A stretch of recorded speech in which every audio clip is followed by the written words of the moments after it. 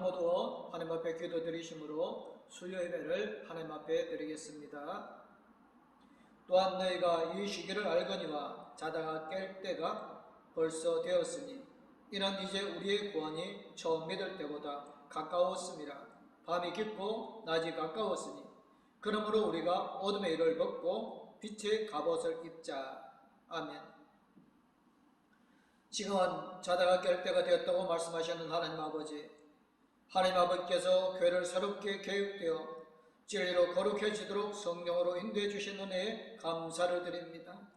하나님, 코로나19로 오랫동안 드려지지 못했던 예배를 이제는 다시 하나님 앞에 드려지게 하여 주셔서 감사를 드립니다. 우리 모두가 먼저 말씀으로 교육되어 거룩한 생제물이 되게 하여 주옵소서. 저희가 이 세대를 본받지 않게 하시며 말씀과 예배를 잃어버리지 않고 우리 자신을 개혁시켜 하나님의 거룩한 뜻을 이루어 드리도록 하게 하여 주옵소서. 이 예배가 오직 하나님께만 영광을 돌려오며 우리의 믿음을 새롭게 개혁시키는 예수님의 이름으로 기도드리옵나이다. 아멘. 585장 하나님 앞에 찬양 드리겠습니다.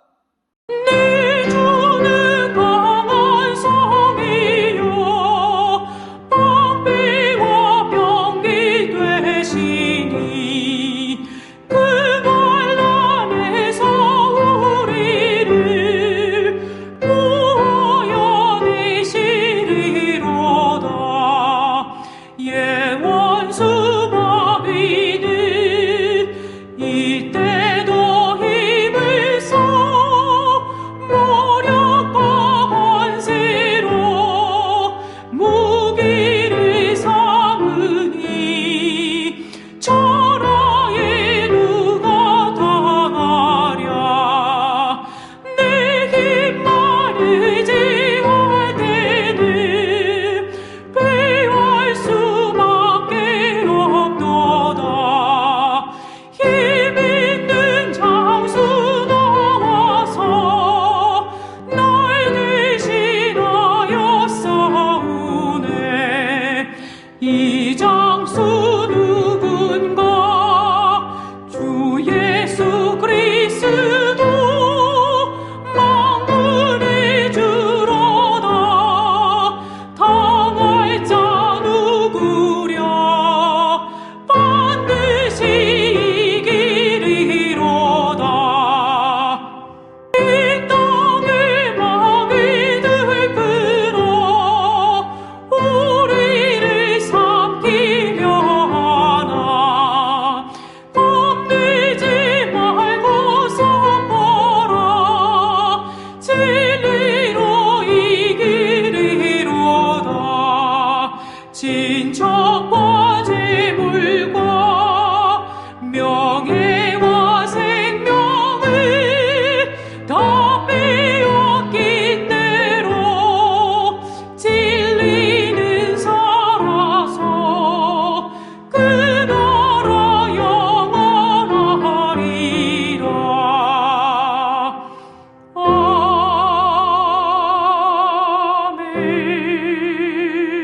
아멘. 오늘 우리에게 주시는 말씀은 데살로니가후서 2장 1절에서 12절 말씀입니다. 형제들아, 우리가 너에게 구하는 것은 우리 주 예수 그리스도의 강림과 우리가 그 앞에 모임에 관하여 영어로나 또는 말로나 또는 우리에게서 받았다는 편지로나 주의 날이 이르렀다고 해서 쉽게 마음이 흔들리거나 두려워하거나 하지 말아야 한다는 것이라. 누가 어떻게 하여도 너희가 미혹되지 말라. 먼저 배교하는 일이 있고 저 불법의 사람 곧 멸망의 아들이 나타나기 전에는 그 날이 이르지 아니하리니 그는 대적하는 자라 신이라고 불리는 모든 것과 숭배함을 받는 것에 대항하여 그 위에 자기를 높이고 하나님의 성전에 앉아 자기를 하나님이라고 내세우느니라.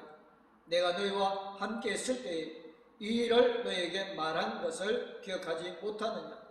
너희는 지금 그로 하여금 그의 때에 나타나게 하려 하여 막는 것이 있는 것을 아나니 불법의 비밀이 이미 활동하였으나 지금은 그것을 막는 자가 있어 그 중에서 옮겨질 때까지 하리라. 그때에 불법한 자가 나타나리니 주 예수께서 그 입의 기운으로 그를 죽이시고 강림하여 나타내심으로 피하리라. 악한 자의 나타남은 사단의 활동을 따라 모든 능력과 표적과 거짓 기적과 불의의 모든 속임으로 멸망하는 자들에게 있으리니 이는 그들이 진리의 사랑을 받지 아니하여 권함을 받지 못함이라. 이러므로 하나님이 미혹의 역사를 그들에게 보내사 거짓 것을 믿게 하시면 진리를 믿지 않고 불의를 좋아하는 모든 자들로 하여금 심판을 받게 하려 하심이라. 아멘. 찬송가 597장 하나님 앞에 찬양 드리겠습니다. 이전에 주님을 내가 몰라 영광의 주님을 비방했다. 지극한 그 은혜 내게 넘쳐 날 불러주시니 고마워라. 나 받은 달란트 얼마런가 나 힘써 그것을 남기어서 갑절로 주님께 바치오면 충성된 종이라 상 주시리. 천하고 무능한 나에게도 귀중한 직분을 맡기셨다. 그 은혜 고맙고 고마워라. 이 생명 바쳐서 충성하리. 나 하는 일들이 하도 적어 큰 열매 눈앞에 안 베여도 주님께 죽도록 충성하면 생명의 면류관 얻으리라.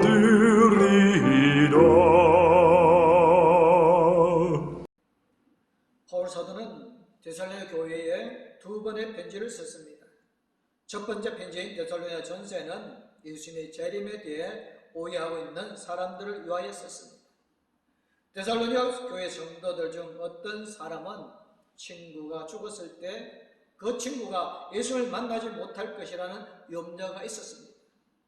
이에 바울 사도는 그러한 염려를 할 필요가 없는 것이며 예수님이 재림하시게 되면 그리스도 안에서 죽은 자들이 먼저 일어나고 살아있는 자들도 공중에서 주님을 영접하게 될 것이라고 권면하였습니다. 그리고 예수님은 도적같이 오심으로 깨어 있으라고 주의를 주었습니다. 그러나 바울 사도의 이러한 권면이 또 다른 오해를 낳게 되었습니다. 바울 사도는 예수님이 도둑같이 갑자기 오신다고 했는데 이것을 예수님이 곧바로 오시게 된 것으로 오해를 한 것이었습니다. 그래서 어떤 사람들은 생각도 포기한 채로 예수님의 재림을 기다려야 한다고 주장하므로 성도들에게 혼란을 가져다 주었습니다.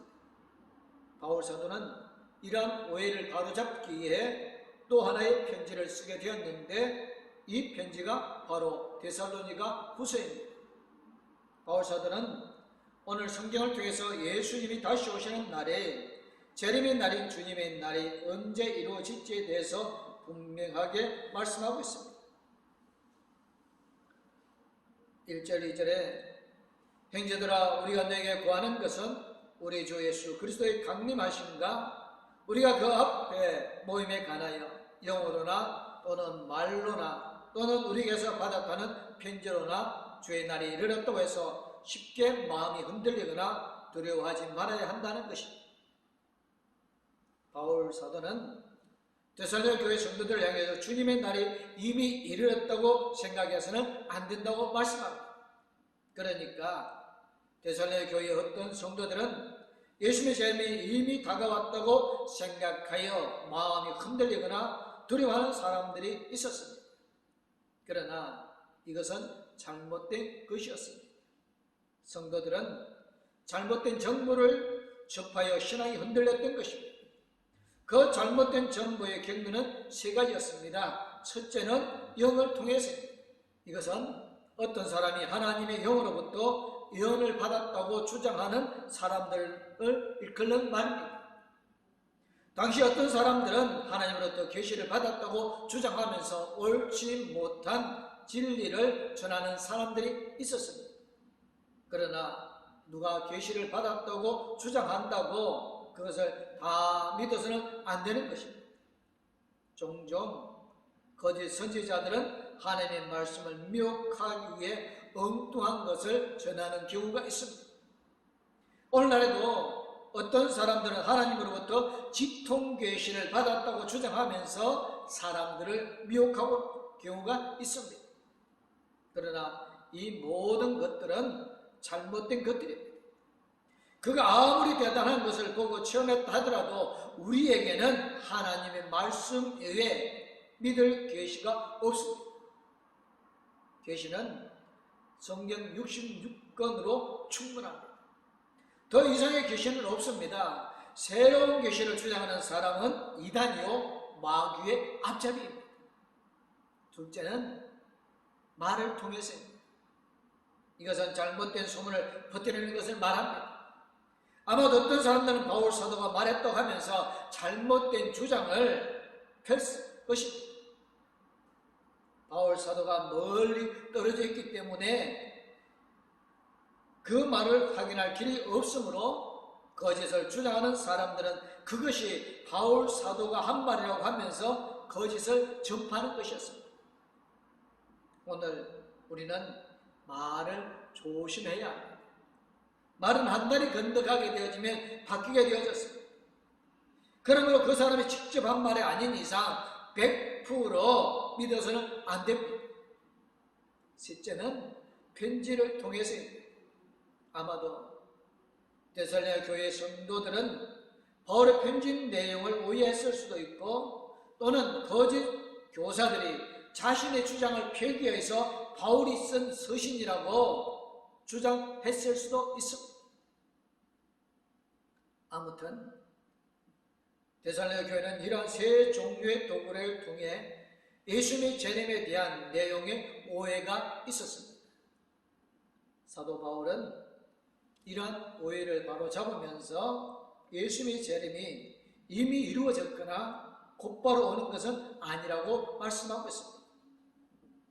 우리는 성경에서 가르치고 있는 진리를 분명하게 알고 있어야 합니다. 잘못 알고 있거나 오해하고 있으면 신앙생활을 잘못할 수 있습니다. 그러므로 우리는 하나님의 말씀에 근거한 정확한 믿음을 가져야 합니다. 두 번째는 주의 날의 징조들을 설명합니다. 사도 바울은 주의 날이 오기 위해서는 두 가지 징조가 이루어져야 한다고 말합니다. 3절에 누가 어떻게 해도 너희가 미혹되지 말라. 먼저 배교하는 일이 있고 저 불법의 사람 곧 멸망의 아들이 나타나기 전에는 그 날이 이르지 아니하리니. 주의 날이 오기 위해서는 먼저 배교하는 일이 있어야 합니다. 배교라는 말은 자신이 믿는 종교를 버린다는 뜻입니다.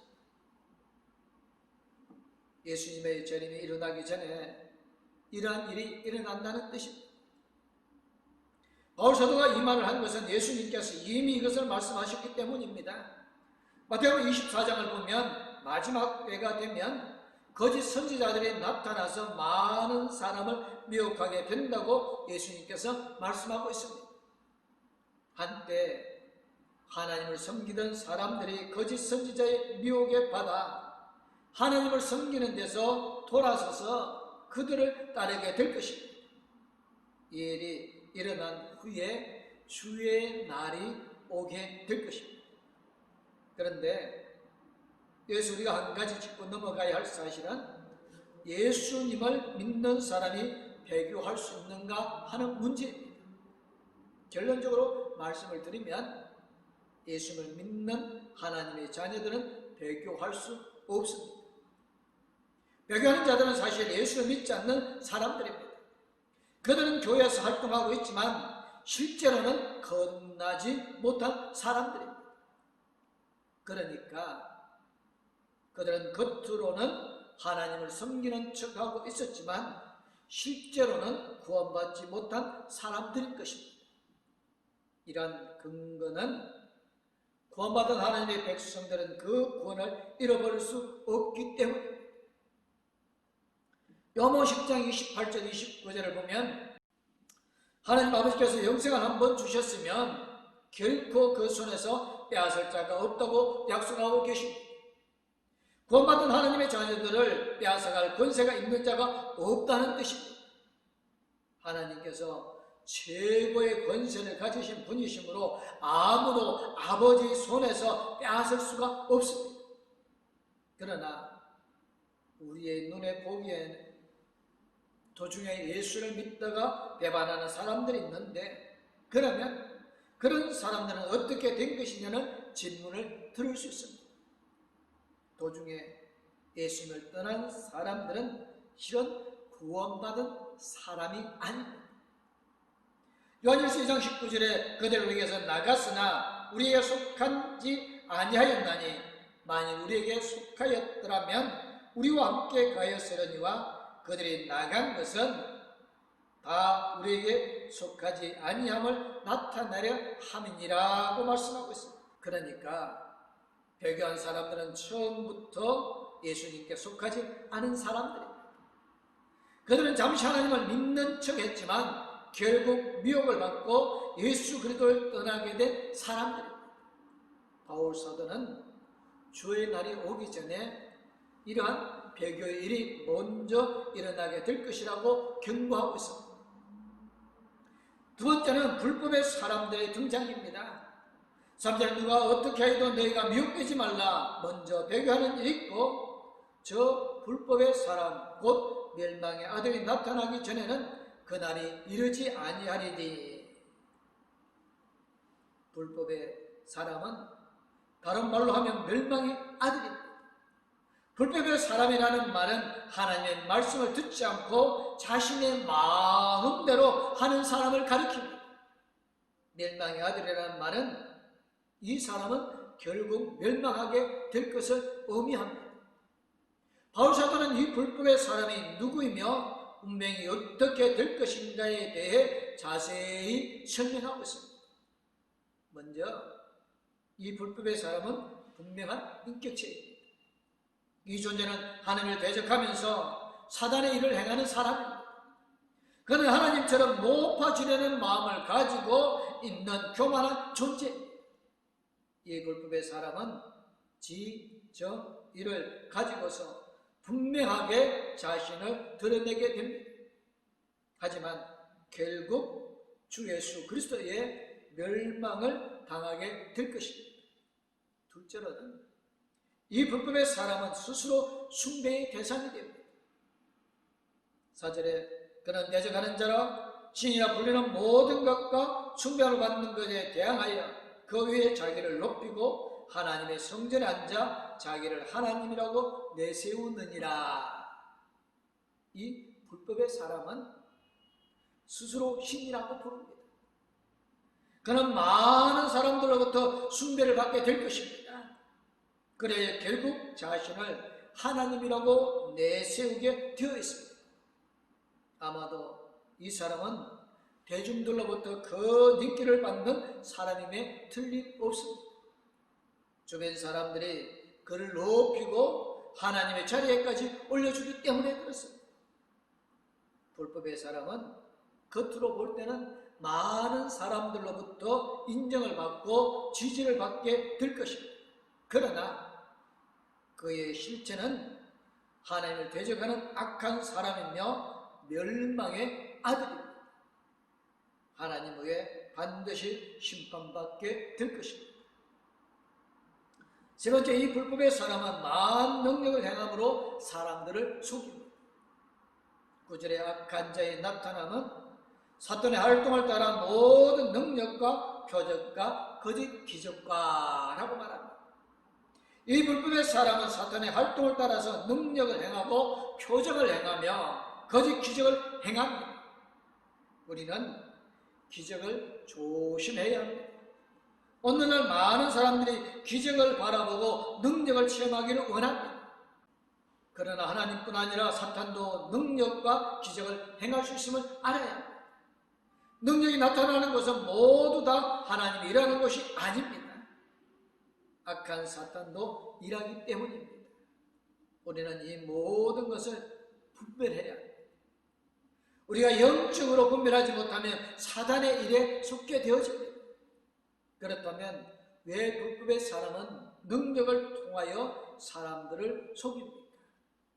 그것은 사람들로 하여금 구원받지 못하게 하기 위함입니다. 10절에 불의의 모든 속임으로 멸망하는 자들에게 쓰려니 이는 그들의 진리의 사랑을 받지 아니하여 구원함을 받지 못함이라. 사탄이 가장 싫어하는 것은 우리 영혼이 구원받는 것입니다. 사람이 구원받게 되면 사탄의 나는 그만큼 줄어들게 되어집니다.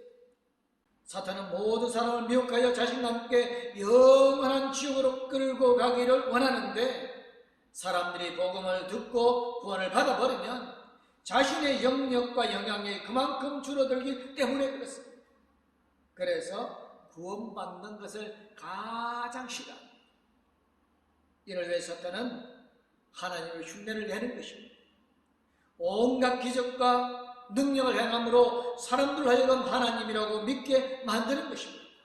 겉은 화려하지만 속은 지옥 불꽃으로 끌고 가려는 음흉한 흉내가 들어있습니다.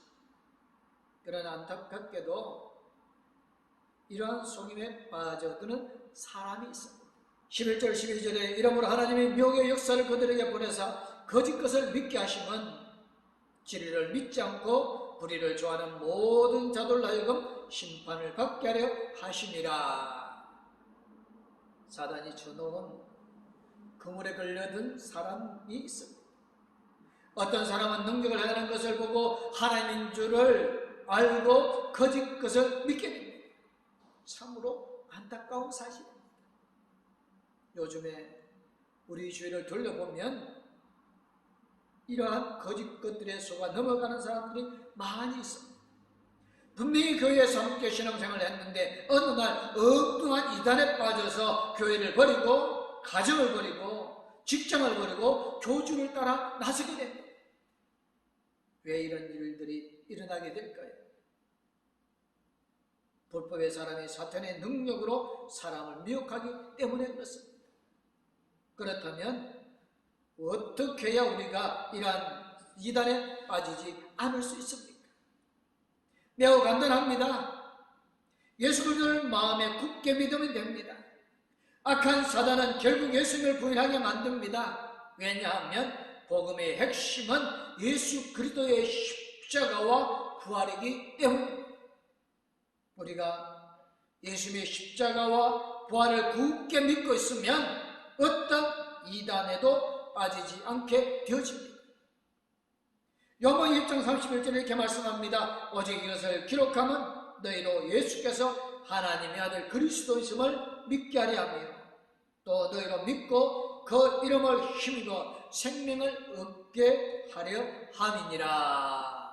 아멘. 여러분, 성경의 기록 목적이 무엇입니까? 바로 예수님이 구원자라는 사실을 믿게 하기 위함입니다. 누구든지 예수님을 믿으면 구원받고 영생을 얻게 됩니다. 이것은 매우 간단하며 단순한 진리입니다. 악한 사탄과 더러운 이단의 무리를 무찌르는 유일한 길은 오직 예수 그리스도를 붙드는 것입니다.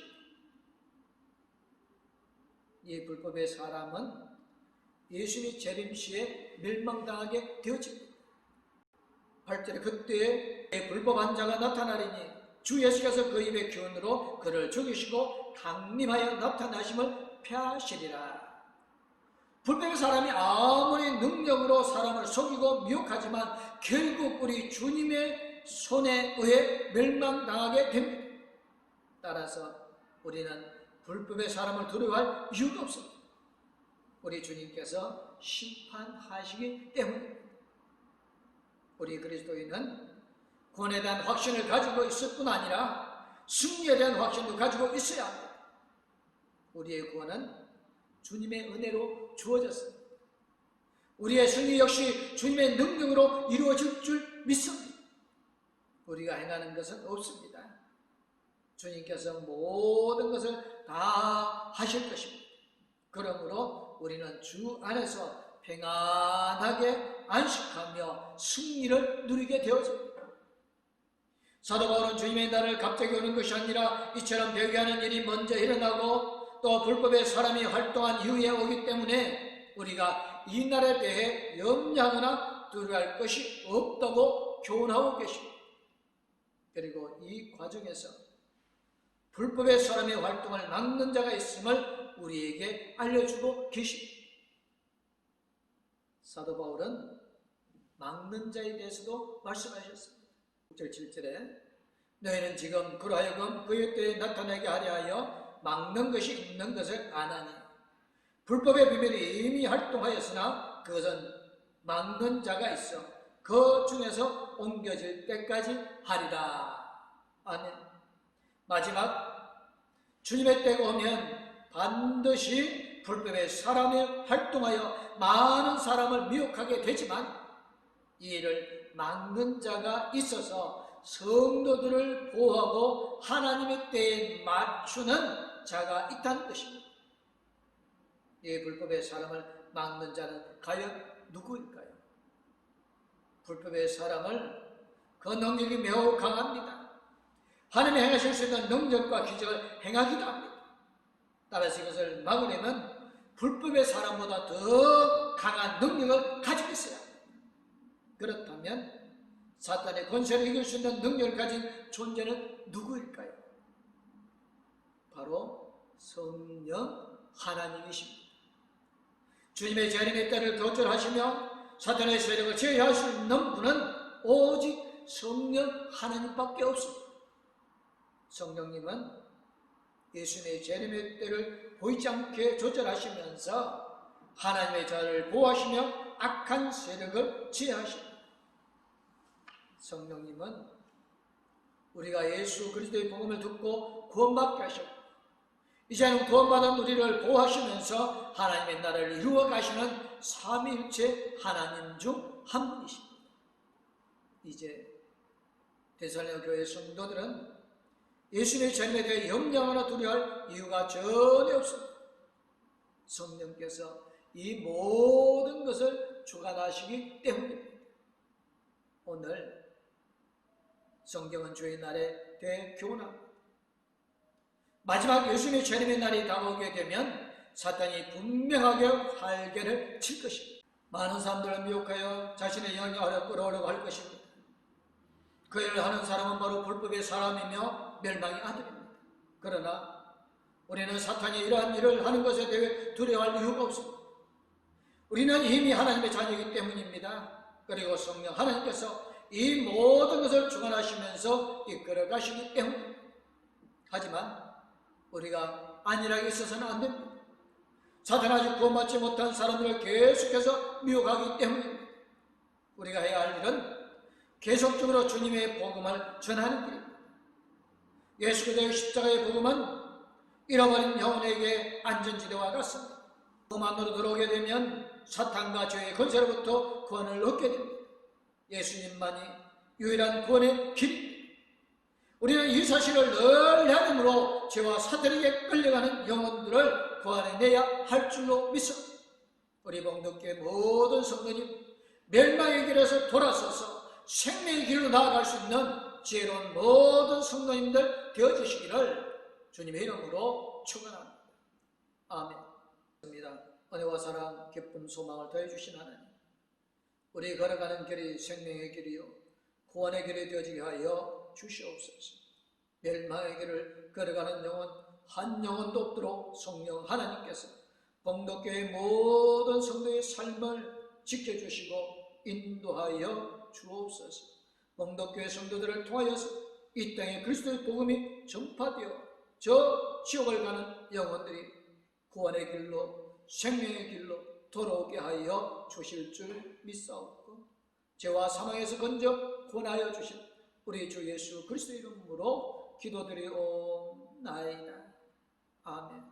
이제는 우리에게 새 생명을 주신 우리 주 예수 그리스도와 영원토록 함께해 주신 하나님의 그 큰 사랑, 우리 나아갈 길을 인도해 주시고 동행하여 주실 성령님의 감화 감동 위로 교통 충만하시고 멸망의 일을 버리고 생명의 일을 하여 나가기 원하는 봉독교회 모든 성도님들과 가족들 위해 이제부터 영원토록 함께하기를 간절히 축원하옵나이다.